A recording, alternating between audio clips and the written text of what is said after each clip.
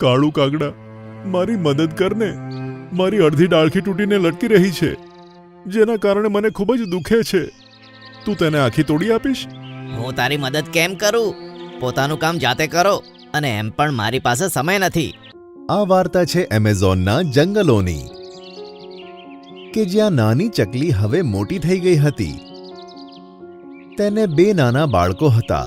બાળકો હજુ એટલા મોટા નહોતા થયા, તેથી તેઓ હળવે હળવે ધરતી ઉપર ઉડતા હતા અને બંને બાળકો એકબીજા સાથે ખૂબ જ ઝઘડતા હતા. એકવાર નાની ચકલીના બાળકે કોઈ બીજી ચકલીના માળામાં જઈને તેનું ખાવાનું ચોરી લીધું. જ્યારે નાની ચકલીને આ વાતની ખબર પડી ત્યારે તેને અને તેની નાની બહેનને ખૂબ જ દુઃખ થયું. પછી નાની ચકલી પોતાના બાળકને કહે છે, બેટા પિંકુ, આ તે જે કામ કર્યું છે તે બહુ જ ખોટું કામ છે. તારે આવું નહોતું કરવું જોઈતું. મમ્મી, મને માફ કરી દે. હવેથી હું એવું નહીં કરું.